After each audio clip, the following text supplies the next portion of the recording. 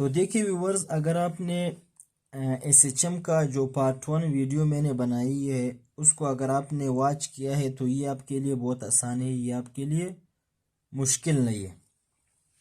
तो देखते हैं सिंपल हार्मोनिक मोशन जिसे एसएचएम भी कहा जाता है।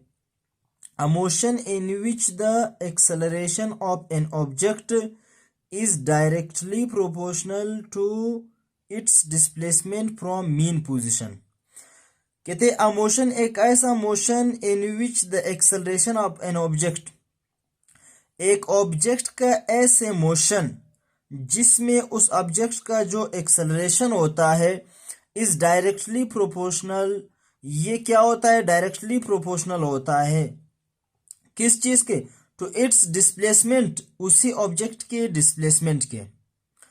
एक ऐसा मोशन किसी ऑब्जेक्ट का, ऐसा मोशन जिस मोशन के अंदर उस ऑब्जेक्ट का जो एक्सेलरेशन होता है वो उसी ऑब्जेक्ट के डिस्प्लेसमेंट के साथ ताल्लुक रखता हो, ऐसे मोशन को हम क्या कहते हैं?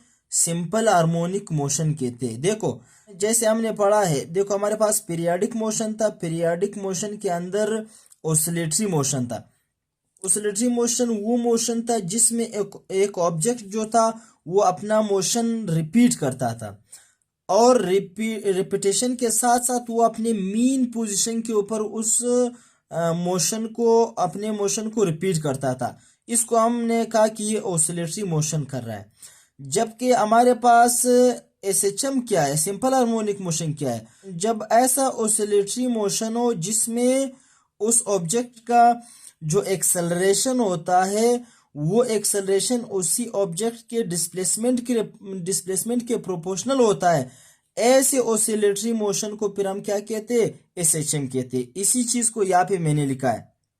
और वो डिस्प्लेसमेंट क्या होना चाहिए? फ्रॉम मीन पोजीशन, यानी वो डिस्प्लेसमेंट, उस ऑब्जेक्ट का जो डिस्प्लेसमेंट है वो मीन पोजीशन से जितना ज्यादा होगा उतना उसी ऑब्जेक्ट का एक्सेलरेशन ज्यादा होगा, उसी मास का। एक और पॉइंट यहाँ पे लिखा है कि SHM is a special type of vibratory motion. ये जो हमारे पास एसएचएम है ये एक खास टाइप है, खास किस्म है। किसका? वाइब्रेटरी मोशन का। अब ये वाइब्रेटरी मोशन आपके सामने ये एक नया लफ्ज आ रहा है। ये वाइब्रेटरी मोशन कुछ भी नहीं है, ये ऑसिलेटरी मोशन को ही वाइब्रेटरी मोशन कहते हैं। मतलब जो हमारे पास ऑसिलेटरी मोशन था, यानी जब कोई ऑब्जेक्ट पीरियाडिक मोशन करता है उसी को हमने ऑसिलेटरी मोशन कहा था। ऑसिलेटरी मोशन और वाइब्रेटरी मोशन एक चीज है। यानी वाइब्रेटरी मोशन क्या होता है? वाइब्रेटरी मोशन में भी एक ऑब्जेक्ट अपने मीन पोजीशन के ऊपर वाइब्रेट करता है। वाइब्रेट का मतलब ऑसिलेशन करता है। अब इसको फिर वाइब्रेटरी क्यों कहते हैं? देखो ये एक थोड़ा सा इसके अंदर फर्क है। जब किसी ऑब्जेक्ट की फ्रीक्वेंसी बहुत हाई होती है फिर वहां पे हम ऑसिलेशन लफ्ज इस्तेमाल नहीं करते, वहां पे हम वाइब्रेटरी मोशन का लफ्ज यानी वाइब्रेशन इस्तेमाल करते हैं। जैसे गिटार, तो आप लोगों ने देखा होगा, गिटार की जो तार होती है उसको जब कोई बजाता है तो वो क्या करता है? उनके अंदर जो तार होते हैं उन तार को वाइब्रेट कर देता है। उस वाइब्रेशन की वजह से फिर गिटार के अंदर साउंड आवाज पैदा हो जाती है। तो जब वो गिटार के तार को जब हम वाइब्रेट करते हैं तो इसकी वाइब्रेशन जो होती है इसकी फ्रीक्वेंसी बहुत ज्यादा होती है। वहां पे फिर हम फ्रीक्वेंसी ज्यादा होने की वजह से वाइब्रेशन का लफ्ज, यानी वहां पे हम कहते हैं कि गिटार का जो तार है वो वाइब्रेटरी मोशन कर रहा है। ऐसे हम नहीं कहते कि ये ऑसिलेटरी मोशन, क्योंकि वहां पे फ्रीक्वेंसी ज्यादा होती है। उस ज्यादा फ्रीक्वेंसी की वजह से फिर हम वाइब्रेटरी मोशन का कंसेप्ट इस्तेमाल करते हैं। अब आगे देखते हैं कि एक हमारे पास एसएचएम का मास अटैच टू स्प्रिंग के साथ क्या ताल्लुक होता है। देखो मास अटैच टू स्प्रिंग क्या होता है? असल में एसएचएम होता है। जब एक मास स्प्रिंग के साथ अटैच होता है वो जब अपनी मीन पोजीशन के ऊपर क्या कर देता है? वाइब्रेशन करता है, या आप उसको कहते हो ऑसिलेटरी मोशन करता है या वाइब्रेटरी मोशन करता है। उसी को हमने एसएचएम कहा था। अब इसी को हम समझते हैं, SHM in mass attach to a spring. इसी से आपका बड़ा क्वेश्चन बनता है। कहते हैं एसएचएम सिंपल हार्मोनिक मोशन किस में, in a mass attach to a spring, जब मास क्या होता है, एक स्प्रिंग के साथ अटैच होता है। कहते हैं कंसिडर अ मास एम, हम एक मास एम को कंसिडर कर लेते हैं, which is attach to one end of a massless spring, जो कि अटैच होता है, कनेक्ट होता है किसके साथ, एक इंड के साथ, मासलेस स्प्रिंग के एक इंड के साथ। मासलेस मतलब हमने उस मास को नजरअंदाज किया होता है, ये मैंने आपको पहले वीडियो के कंसेप्ट में बताया। When the mass is it's mean position, कहते हैं जब उस ऑब्जेक्ट का जो मास होता है, वो जो मास हमने कंसिडर किया होता है, वो जब अपनी मीन पोजीशन के ऊपर होता है यानी ओ के ऊपर होता है, ओ को हमने मीन पोजीशन कहा था, then the net force will be zero, तब वहां पे उस मास के ऊपर नेट फोर्स क्या होता है, जीरो होता है। मैंने पहले आप भी कहा था कि जब कोई ऑब्जेक्ट मीन पोजीशन के ऊपर होता है तो वहां पे नेट फोर्स जीरो होता है। अब क्या कहते हैं, if we displace it from O, कहते हैं अगर हम इसको डिस्प्लेस कर दे, अगर हम इसको हटा दे, किस पॉइंट से, ओ से, टू ए पॉइंट तक ले जाए, मतलब हम मीन पोजीशन जिसको हमने हो कहा था, अगर हम इस मास को ओ पॉइंट से डिस्प्लेस कर दे या दूर कर दे, किस पॉइंट से, ओ पॉइंट से यानी मीन पोजीशन से, टू ए पॉइंट जो कि राइट के ऊपर हमने, या फिर मैं फिर एक बार फिर आपको दिखाऊंगा, या फिर दूसरी डायग्राम में जो ए पॉइंट है उस पॉइंट तक हम इसको डिस्प्लेस करेंगे, किस चीज के through, by a force F, एक एफ फोर्स के जरिए। ये एफ फोर्स मैंने आपको बताया था, हम एक्सटर्नल फोर्स अप्लाई करते हैं, ये फोर्स एफ क्या होता है, एक्सटर्नल फोर्स होता है।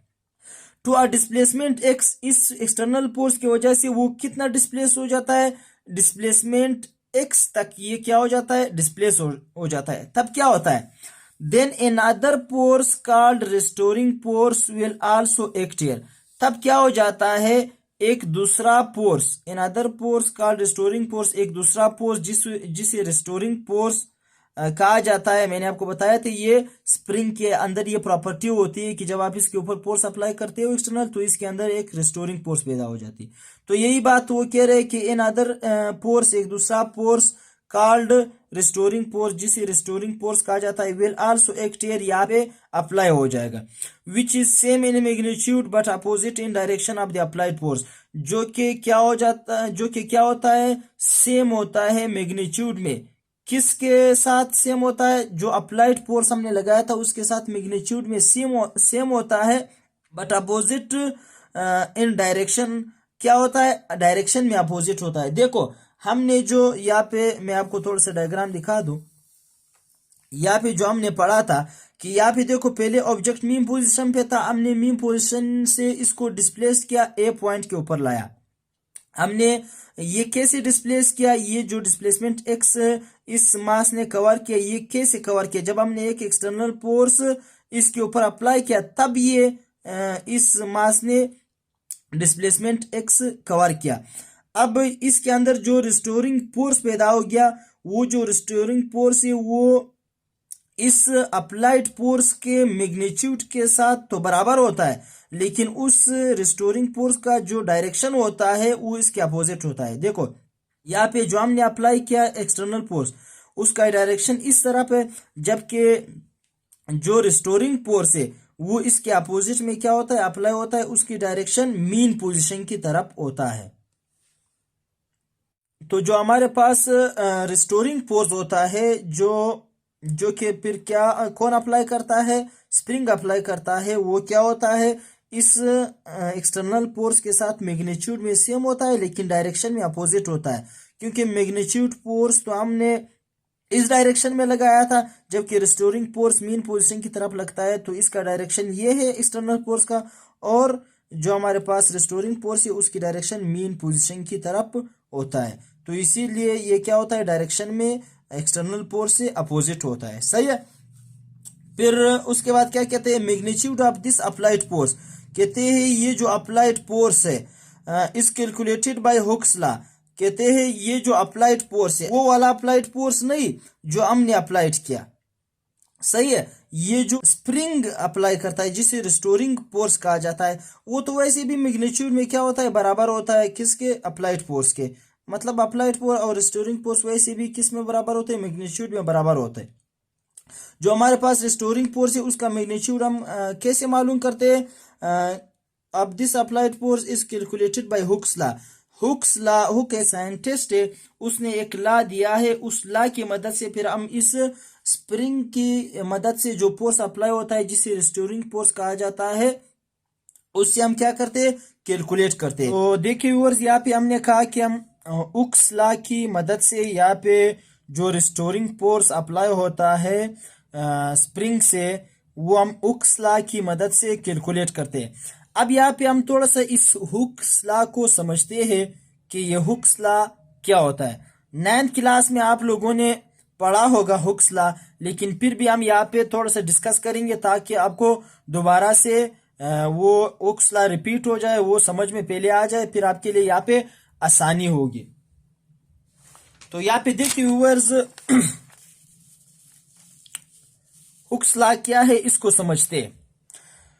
हुक्स लॉ को देखो, Hooke's law states that restoring force applied by a spring is directly proportional to the displacement of the spring. Hooke's law आसान है, क्या कहता है कि हुक्स लॉ ये कहता है कि जो रिस्टोरिंग फोर्स अप्लाइड होता है एक स्प्रिंग से, जो स्प्रिंग जब रिस्टोरिंग फोर्स अप्लाई करता है, कोई भी स्प्रिंग जब रिस्टोरिंग फोर्स अप्लाई करता है, तो ये जो स्प्रिंग का रिस्टोरिंग फोर्स होता है is directly proportional to the displacement of the spring. ये जो रिस्टोरिंग फोर्स होता है स्प्रिंग का, ये किसके डायरेक्टली प्रोपोर्शनल होता है, उसी स्प्रिंग के अंदर जो डिस्प्लेसमेंट क्रिएट हुआ है एक्सटर्नल फोर्स के जरिए से। एक्सटर्नल फोर्स के जरिए से जो उसके अंदर डिस्प्लेसमेंट क्रिएट हुआ है, जो डिस्प्लेसमेंट उसने कवर किया है स्प्रिंग ने, उसी के बकदर वो क्या अप्लाई करेगा, वो रिस्टोरिंग फोर्स अप्लाई करेगा। यानी सिंपल वर्ड्स में, जब आप किसी स्प्रिंग के ऊपर क्या लगाते हो, एक्सटर्नल फोर्स लगाते हो, जब आप एक एक्सटर्नल फोर्स लगाते हो, उस एक्सटर्नल फोर्स के नतीजे में क्या होता है, वो स्प्रिंग डिस्प्लेसमेंट कवर कर देता है। अब ये जो फिर स्प्रिंग रिस्टोरिंग फोर्स अप्लाई करेगा, ये स्प्रिंग का जो रिस्टोरिंग फोर्स होगा, ये इसी डिस्प्लेसमेंट जो एक्सटर्नल फोर्स की वजह से पैदा हुआ है, इसी के डायरेक्टली प्रोपोर्शनल होगा। मतलब हुक्स लॉ क्या कहता है कि जो रिस्टोरिंग फोर्स अप्लाई करता है स्प्रिंग, ये स्प्रिंग में पैदा हुआ जो डिस्प्लेसमेंट है उसके डायरेक्टली प्रोपोर्शनल होता है। हुक्स लॉ क्या है कि जो स्प्रिंग का जो रिस्टोरिंग फोर्स होता है, ये स्प्रिंग के अंदर प्रोड्यूस किया हुआ जो डिस्प्लेसमेंट है उसके डायरेक्टली प्रोपोर्शनल होता है। यानी जहां पे डिस्प्लेसमेंट ज्यादा होगा, उसी पॉइंट के ऊपर मास का एक्सेलरेशन ज्यादा होगा। सिंपल से ये बात है। मैथमेटिकली हम हुक्स लॉ को कैसे लिखते हैं, force is directly proportional to the displacement. सही है। हुक्स लॉ यही कहता है कि जो रिस्टोरिंग फोर्स स्प्रिंग अप्लाई करेगा, वो स्प्रिंग के डिस्प्लेसमेंट के डायरेक्टली प्रोपोर्शनल होगा। यानी फोर्स वहां पे ज्यादा होगा जहां पे डिस्प्लेसमेंट ज्यादा होगा। यहाँ पे माइनस साइन क्यों आया है, इस माइनस साइन का ये मतलब है कि देखो, डिस्प्लेसमेंट राइट में हो रहा था मीन पोजीशन के, तो यहाँ पे जो फोर्स लगेगा वो किस में, मीन पोजीशन की तरफ होगी, यानी नेगेटिव डिस्प्लेसमेंट इस डायरेक्शन में, फोर्स इसके अपोजिट डायरेक्शन में। ये नेगेटिव साइन का ये मतलब है कि जो रिस्टोरिंग फोर्स होता है वो डिस्प्लेसमेंट के अपोजिट डायरेक्शन में अप्लाई होता है, इसका और कोई मतलब नहीं होता। ठीक है, तो यहां से हमने हुक्स लॉ को समझा। अब हम वापस आएंगे इक्वेशन की तरफ। तो हुक्स लॉ की मदद से अभी हमने हुक्स लॉ पढ़ा कि हुक्स लॉ क्या कहता है, force is directly proportional to the -6, यानी डिस्प्लेसमेंट के डायरेक्टली प्रोपोर्शनल होता है। माइनस मैंने आपको समझाया क्यों आता है। तो जब हम प्रोपोर्शनलिटी साइन को खत्म कर देते हैं, तो यहाँ पे हम जब भी हम मैथ फिजिक्स में प्रोपोर्शनलिटी साइन खत्म कर देते हैं, तो उसकी जगह पे हम क्या लगाते हैं, एक इक्वल का साइन और साथ में कांस्टेंट लगाते हैं। तो यहाँ पे हमने इक्वल लगाया और यहाँ पे जो कांस्टेंट प्रोपोर्शनलिटी साइन की वजह से है वो क्या है, वो कांस्टेंट के है। अब इसके को हम फर्दर मोर डिस्कस करेंगे कि ये के क्या है। वेयर के इज द प्रोपोर्शनलिटी कांस्टेंट, जहां पे जो के है इक्वेशन के अंदर, ये क्या है, ये एक प्रोपोर्शनलिटी कांस्टेंट है and known is a spring constant, और इसको क्या कहा जाता है, स्प्रिंग कांस्टेंट कहा जाता है। अब देखो के क्या है, प्रोपोर्शनलिटी कांस्टेंट है, और हम इसको क्या कहते हैं, स्प्रिंग कांस्टेंट कहते हैं। अब यहां से हम स्प्रिंग कांस्टेंट समझते हैं कि सर स्प्रिंग कांस्टेंट क्या है। जो यहाँ पे के आया है हमने कहा इसको हम स्प्रिंग कांस्टेंट कहते हैं। अब स्प्रिंग कांस्टेंट क्या है, देखो यहां से स्प्रिंग कांस्टेंट को हम हर एक चीज अलग अलग पढ़ रहे, अलग अलग हर चीज को समझ रहे, ताकि आपके ज़हन में कोई डाउट ना रहे। तो देखिए व्यूअर्स, यहाँ पे हम स्प्रिंग कांस्टेंट को देखते हैं। स्प्रिंग कांस्टेंट आसान है, स्प्रिंग कांस्टेंट को किसी भी रिप्रेजेंट किया जा सकता है। अब क्या है spring constant, force applied on a spring per unit displacement cover by the spring is called spring constant. कहते हैं force applied on a spring, जब एक स्प्रिंग के ऊपर फोर्स अप्लाइड किया जाता है, per unit displacement covered by the spring, फिर वो जो स्प्रिंग है वो जितना डिस्प्लेसमेंट कवर कर लेता है, अगर हम उस फोर्स को डिवाइड करें उसी स्प्रिंग के डिस्प्लेसमेंट से, तो इसका स्प्रिंग कांस्टेंट, इसी को स्प्रिंग कांस्टेंट कहा जाता है। यानी जब हम फोर्स अप्लाई करते हैं स्प्रिंग के ऊपर, और उस अप्लाइड फोर्स के नतीजे में वो जो स्प्रिंग जितना डिस्प्लेसमेंट कवर कर लेता है, अगर हम उस फोर्स को उसी के डिस्प्लेसमेंट डिवाइड करें, हमें क्या हासिल होने वाला है, स्प्रिंग कांस्टेंट हासिल होने वाला है। तो यहाँ पे मैथमेटिकली अगर आप डिफिनेशन से नहीं समझे तो मैथमेटिकली आप इसको बेहतर तरीके से समझ सकेंगे। स्प्रिंग कांस्टेंट को हम के से रिप्रेजेंट करते हैं, के बराबर है फोर्स अपॉन डिस्प्लेसमेंट। सही है, यानी जितना फोर्स आपने अप्लाई किया है अगर किसी स्प्रिंग के ऊपर, अगर आप उसी फोर्स को जितना डिस्प्लेसमेंट उसी स्प्रिंग ने कवर किया उसी से डिवाइड करेंगे, यानी जब आप इन दोनों का रेशियो निकालेंगे तो इसके नतीजे में आपको क्या मिलने वाला है, उसी स्प्रिंग का स्प्रिंग कांस्टेंट मिलने वाला है, यानी स्प्रिंग कांस्टेंट निकल आ जाएगा आपके पास।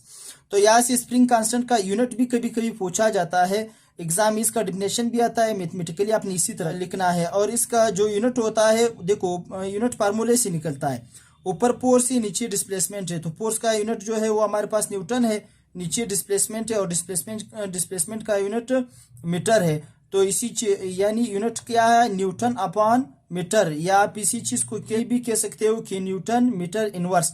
या से मीटर जो एम था यहाँ पे एम बटे के नीचे था, पावर पॉजिटिव था, जब बटे के ऊपर आया तो इसका पावर क्या हो गया, नेगेटिव हो गया। तो ये हमारा क्या कहलाता है, स्प्रिंग कांस्टेंट कहलाता है।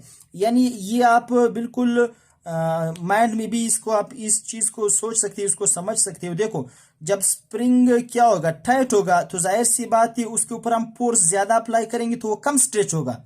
जब स्प्रिंग के ऊपर आप ज्यादा फोर्स अप्लाई करो और वो कम स्ट्रेच हो जाए, तो यहाँ पे क्या हो जाएगा, फोर्स ज्यादा नीचे डिस्प्लेसमेंट कम, तो इसका जो की वैल्यू आएगी वो ज्यादा आएगी, तो मतलब वो उस स्प्रिंग का जो स्प्रिंग कांस्टेंट है वो ज्यादा होगा।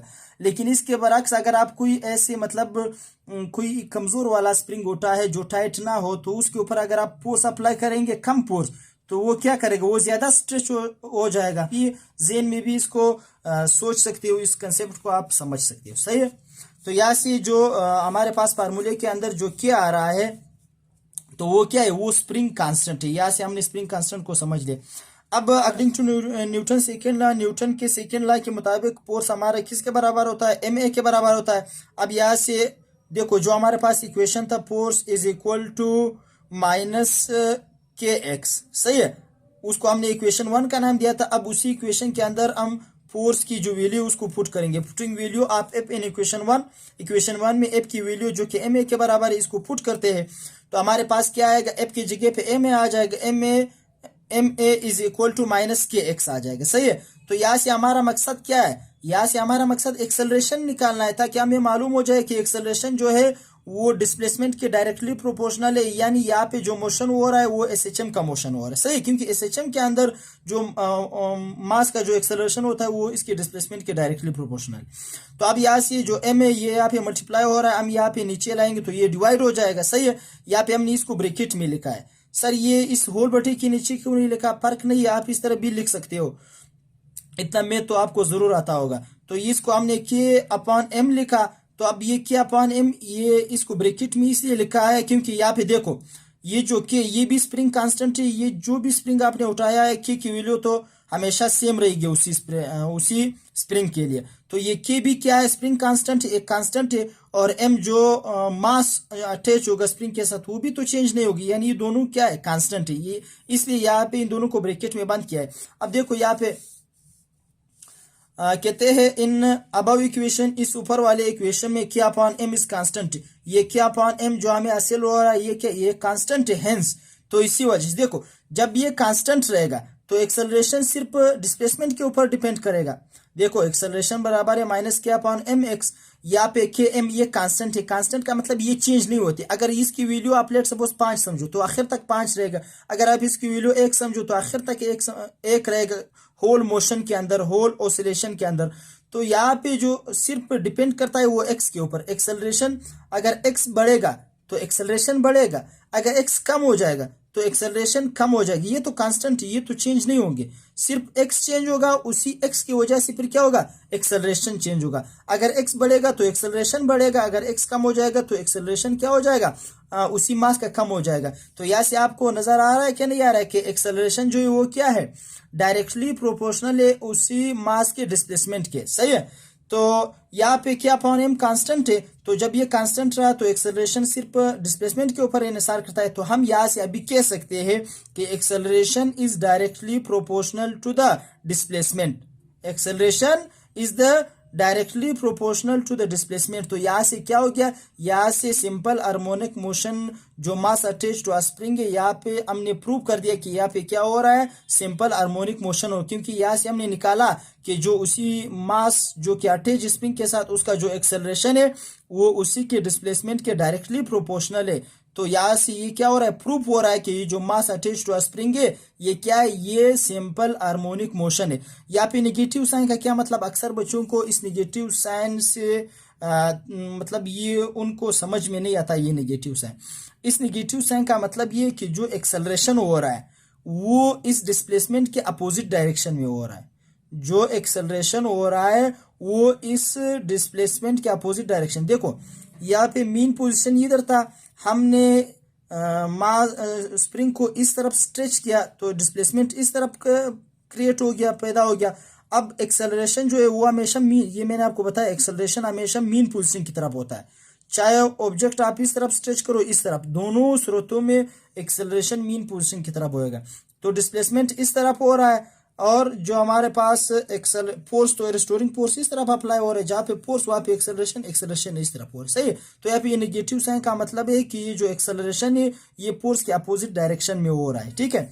यहाँ पे मैंने लिखा भी है वेयर नेगेटिव साइन, जहाँ पे ये जो नेगेटिव साइन है शोज ये दिखाता है दैट एक्सेलरेशन जो कि ये हमारे पास जो एक्सेलरेशन हो रहा है is opposite to the displacement, ये जो डिस्प्लेसमेंट है उसके अपोजिट डायरेक्शन में हो रहा है, जो एक्सेलरेशन है वो इस डिस्प्लेसमेंट के अपोजिट डायरेक्शन में हो रहा है, ठीक है। तो यहाँ तक जो आपका लॉन्ग क्वेश्चन आता है वो भी क्या हो गया, कवर हो गया। साथ में ये स्प्रिंग कांस्टेंट भी अगर आप लिख ले तो बहुत अच्छा लगेगा, सही है। ये स्प्रिंग कांस्टेंट हमने समझा है, अगर आप इस लॉन्ग क्वेश्चन के अंदर ये स्प्रिंग कांस्टेंट भी लिखेंगे तब ये लॉन्ग क्वेश्चन आपका यहाँ पे 100% परफेक्ट हो जाएगा। देखिए व्यूअर्स, अभी तकरीबन हम लोगों ने एसएचएम को कंप्लीट किया हुआ है, सिर्फ 2 चीजें रह रहे, एक वो रिस्टोरिंग फोर्स। देखो हम टॉपिक के स्टार्ट से कह रहे हैं कि स्प्रिंग के अंदर रिस्टोरिंग फोर्स क्रिएट हो रहा है। अब हम इस रिस्टोरिंग फोर्स को डिफाइन करेंगे, ये कभी कभी शॉर्ट क्वेश्चन के अंदर आता है, रिस्टोरिंग फोर्स को डिफाइन करेंगे और साथ में जो मास अटैच टू स्प्रिंग, यानी इस एसएचएम में जो मास अटैच टू स्प्रिंग होता है इसका टाइम पीरियड भी क्या करेंगे हम देखने वाले। तो यहाँ पे पहले रिस्टोरिंग फोर्स को समझते हैं फिर टाइम पीरियड को थोड़ा सा देखते हैं, सही है। तो यहाँ पे रिस्टोरिंग फोर्स को समझने की कोशिश करते हैं। देखो रिस्टोरिंग फोर्स क्या होता है, the force that brings the objects to its mean position is called restoring force. कहते हैं हमारे पास रिस्टोरिंग फोर्स वो फोर्स होता है जो क्या कर देता है, brings the objects to its mean position, जो ऑब्जेक्ट्स वो फोर्स जो ऑब्जेक्ट्स को वापस अपने मीन पोजीशन पर लाने की कोशिश करता है, उस फोर्स को हम क्या कहते हैं, रिस्टोरिंग फोर्स कहते हैं। देखो स्प्रिंग के अंदर क्या होता है, जब हमने ऑब्जेक्ट को इस तरफ मतलब या फिर देखो जब हमने इस ऑब्जेक्ट को, ये मास था, हमने इस तरफ इसको खींचा तो यहाँ पे हमने इसके ऊपर एक्सटर्नल फोर्स अप्लाई किया, इस तरफ खींचा, अब ये वापस इधर आने की कोशिश कर रहा था, क्यों, क्योंकि इसके अंदर क्या हो गया, रिस्टोरिंग फोर्स पैदा हो गया। तो रिस्टोरिंग फोर्स क्या करता है, उस ऑब्जेक्ट को वापस मीन पोजीशन पे लाने की कोशिश करता है। क्योंकि यहाँ पे जब हमने मास को इधर खींचा तो वो वापस इधर आया, ये किस वजह से है? रिस्टोरिंग फोर्स की वजह से। ये मीन पोजीशन है तो रिस्टोरिंग फोर्स ने इसको मीन पोजीशन की तरफ वापस लाया। तो यहाँ पे यही कह रहा है कि ये वो फोर्स है that bring the object to its mean position, जो ऑब्जेक्ट को मीन पोजीशन की तरफ लाता है। अब रिस्टोरिंग फोर्स आपके दिमाग में ये आएगा कि रिस्टोरिंग फोर्स कहाँ कहाँ पे होता है? रिस्टोरिंग फोर्स इलास्टिक ऑब्जेक्ट के अंदर होता है, जैसे कि जो हमारे पास रबड़ होता है उसके अंदर भी क्या होता है? रिस्टोरिंग फोर्स होता है। जितनी भी इलास्टिक चीजें होती है उनके अंदर रिस्टोरिंग फोर्स एग्जिस्ट करता है। सही। अब यहाँ पे देखो, restoring force acts opposite to the direction of displacement x. कहते हैं जो रिस्टोरिंग फोर्स है वो किस डायरेक्शन में एक्ट करता है? Opposite to the displacement. देखिए व्यूअर्स, अब हमने ये समझना है कि ये कैसे जो रिस्टोरिंग फोर्स है ये एक्ट करता है opposite to the direction of displacement. देखो यहाँ पे जो मास था हमने इसको यहाँ से इस तरह डिस्प्लेस किया, यानी डिस्प्लेसमेंट का डायरेक्शन ये था। अब जो रिस्टोरिंग फोर्स यहाँ पे प्रोड्यूस हो गया वो इस तरफ एक्ट करता है, यानी जो डिस्प्लेसमेंट था वो डिस्प्लेसमेंट का डायरेक्शन इस तरफ था क्या नहीं था? अब ये जो रिस्टोरिंग फोर्स है वो मीन पोजीशन की तरफ होता है, मीन की पोजीशन की तरफ एक्ट करता है। तो ये क्या हो गया? दोनों अपोजिट में हो गए क्या नहीं? डिस्प्लेसमेंट यहाँ पे हो रहा था जबकि हमारे पास जो रिस्टोरिंग फोर्स है वो इस तरफ हो रहा है। तो इन दोनों का जो डायरेक्शन है वो एक दूसरे से क्या है? अपोजिट है। सही है। ये था रिस्टोरिंग फोर्स। और रिस्टोरिंग फोर्स में हमने ये भी पढ़ा कि जो रिस्टोरिंग फोर्स होता है वो एक्ट करता है opposite to the direction of displacement, यानी जहाँ पे जिस डायरेक्शन में डिस्प्लेसमेंट होगा ये उसके अपोजिट में एक्ट करेगा, यानी इसके अपोजिट में अप्लाई होगा। सही है। तो तकरीबन हम सारे कंसेप्ट समझ चुके हैं। आप लोगों के बुक में आता है टाइम पीरियड ऑफ एसएचएम, या आप इसको time period of mass attach to spring. ये जो हमने अभी डिस्कस किया कि जब मास क्या होता है? स्प्रिंग के साथ अटैच होता है, इसके अंदर क्या होता है? सिंपल हार्मोनिक मोशन होता है। अब इस मास का जो स्प्रिंग के साथ अटैच होता है इसका हम क्या पढ़ने वाले हैं? टाइम पीरियड पढ़ने वाला है। अब इस बात को समझने के लिए, यानी इस के टाइम पीरियड को समझने के लिए आपको सबसे पहले ये समझना है कि टाइम पीरियड क्या है। आपको पहले टाइम पीरियड का पता होना चाहिए, फिर आप यहाँ से क्या कर सकते हो? इसका टाइम पीरियड समझ सकते हो। सही है। तो हम यहाँ पे पहले क्या समझते हैं? टाइम पीरियड को समझने की कोशिश करते हैं। तो देखो व्यूवर्स, अक्सर बच्चों को ये मसला होता है कि उनको बिल्कुल टाइम पीरियड का समझ नहीं आता। तो जब किसी को टाइम पीरियड का पता ना हो तो वो मास अटैच टू स्प्रिंग का टाइम पीरियड फिर उसको कैसे समझ आएगा? तो देखो सबसे पहले हम सिंपल टाइम पीरियड को समझते हैं। सही है। देखो यहाँ पे जो हमारे पास मास था, देखो पहले वो मास किसके ऊपर था? मीन पोजीशन के ऊपर था क्या नहीं था? जब हमने इसके ऊपर क्या कर दिया? एक एक्सटर्नल फोर्स अप्लाई कर दिया। देखो यहाँ पे मैंने दो डायग्राम शो करवाए। ये मास पहले मीन पोजीशन के ऊपर था, ये पॉइंट है। जब हमने इसके ऊपर फोर्स अप्लाई किया तो ये क्या हो गया? ये स्प्रिंग स्ट्रेच हो गया। ये मास मीन पोजीशन से आया ए पॉइंट के ऊपर। सही है। अब मैंने आपको ऑलरेडी ये समझा चुका हूं कि जब हम एक्सटर्नल फोर्स यहाँ से रिमूव करेंगे तो यहाँ पे रिस्टोरिंग फोर्स एक्ट करेगा। उस रिस्टोरिंग फोर्स की एक्ट की वजह से यहाँ पे ये जो मास ये इस तरफ इसके अंदर एक्सेलरेशन पैदा हो जाएगा। यहाँ पे इस मीन पॉइंट के ऊपर इसकी वेलोसिटी मैक्सिमम हो जाएगी और इनर्शिया की वजह से ये इस पॉइंट पे नहीं रुकेगा बल्कि ये यहाँ पे इस बी पॉइंट तक आएगा इनर्शिया की वजह से। अब जब ये बी पॉइंट की तरफ आएगा तो यहाँ पे फिर एक डिस्प्लेसमेंट कवर हो गया। यहाँ से फिर क्या हो जाएगा? ये एक मीन पोजीशन की तरफ ये यहाँ पे एक फोर्स रिस्टोरिंग फोर्स फिर यहाँ पे स्टोर हो गया। फिर यहाँ पे रिस्टोरिंग फोर्स एक्ट करेगा। उस रिस्टोरिंग फोर्स की वजह से ये ऑब्जेक्ट फिर इधर आएगा, फिर वेलोसिटी मैक्सिमम हो जाएगी। यहाँ से फिर ये क्या हो जाएगा? मीन पोजीशन को क्रॉस करेगा, वापस इस पॉइंट के ऊपर आ जाएगा। यानी देखो ये यहाँ से गया, यानी ए एक्सट्रीम पॉइंट पे पहले हमने इसको यहाँ से हमने छोड़ा तो ये बी एक्सट्रीम पॉइंट के ऊपर गया, इसको हम एक्सट्रीम पॉइंट कहते हैं। सही। ये मीन पोजीशन है, ये एक्सट्रीम पोजीशन हम इसको कहते हैं। ये भी हमारे पास एक्सट्रीम पोजीशन है, ये भी एक्सट्रीम, ये मीन पोजीशन। जब हमने इसको ए एक्सट्रीम पोजीशन पे लाया, जब हमने इसको छोड़ा तो ये यहाँ से ए से गया, बी एक्सट्रीम पोजीशन पे गया, फिर वापस ए एक्सट्रीम पोजीशन। अब देखो यहाँ पे क्या हो गया? एक पीरियाडिक मोशन हो गया। ये आप इसको कह सकते हैं एक यहाँ पे वाइब्रेटरी मोशन हो गया। अब इस पीरियाडिक मोशन के अंदर देखो ये यहाँ पे एक रोटेशन मुकम्मल, ये यहाँ से गया वापस आए, एक रोटेशन क्या हो गया? रिपीट हो गया, एक रोटेशन मुकम्मल हो गया। यानी एक बार इसने अपना मोशन रिपीट किया। जब कोई ऑब्जेक्ट एक बार मोशन रिपीट करता है उसको हम कहते हैं एक वाइब्रेशन। अब इस एक वाइब्रेशन यानी ये यहाँ से गया यहाँ तक आया फिर वापस यहाँ पे आ गया, इसको वाइब्रेशन कहते हैं। इस एक वाइब्रेशन में जितना टाइम इस मास ने लिया इसी टाइम को हम कहते हैं time period of this mass.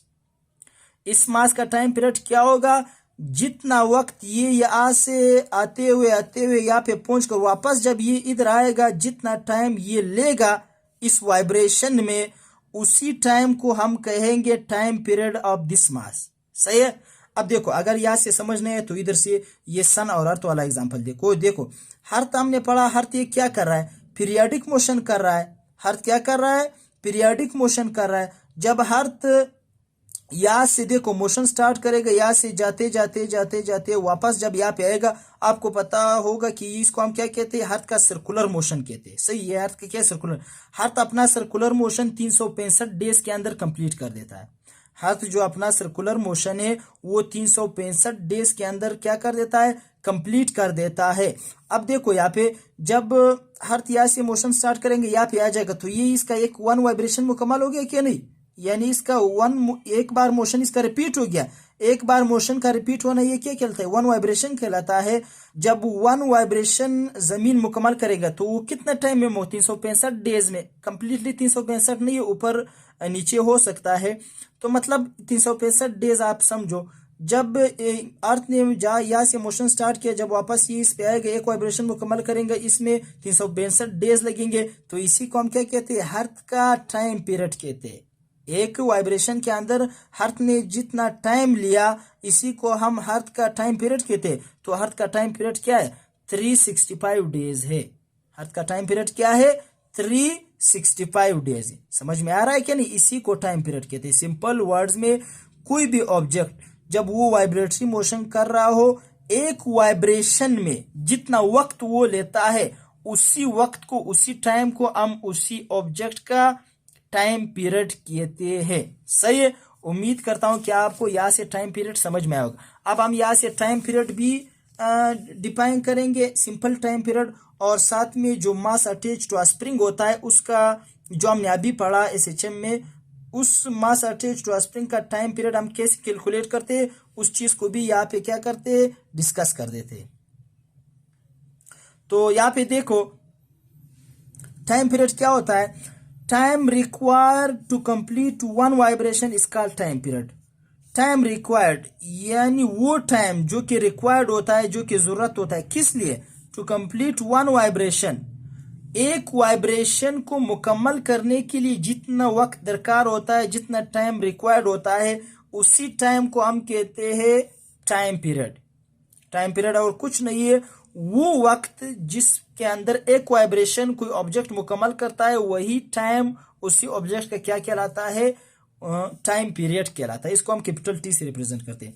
अब हमने कहा कि हम इस मास अटैच टू स्प्रिंग के लिए हम टाइम पीरियड, आपके बुक में दिया हुआ है ये फार्मूला, वैसे ये फार्मूले का अपना प्रूफ है, ये हम यहाँ पे नहीं देखते, हायर क्लास में देखते, यहाँ पे हम सिर्फ इसको थोड़ा समझते।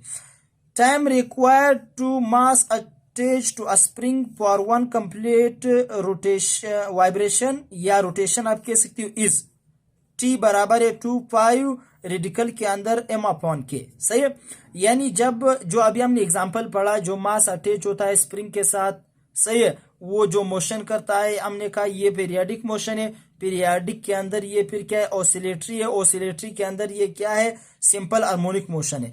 अब ये जो मोशन, ये जो मास कर रहा है जो स्प्रिंग के साथ अटैच है, अगर हम इसका टाइम पीरियड निकालना चाहे, अगर कोई या फिर इसके ऊपर न्यूमेरिकल आते हैं, वो आपको मास देंगे, स्प्रिंग कांस्टेंट की वैल्यू देंगे, फिर आपसे कहेंगे कि अभी इसका टाइम पीरियड निकालो, तो आप इस फार्मूले को इस्तेमाल करेंगे। याद रखिए ये फार्मूला हर ऑब्जेक्ट के टाइम पीरियड के निकालने के लिए नहीं है, सिर्फ जो मास अटैच टू स्प्रिंग होता है उसके लिए है। सही है, जो टाइम रिक्वायर्ड होता है किसके लिए, जो मास अटैच स्प्रिंग के साथ कितना टाइम, जो वो वन वाइब्रेशन, जो वन रोटेशन जो वो क्या करता है, कंप्लीट करता है।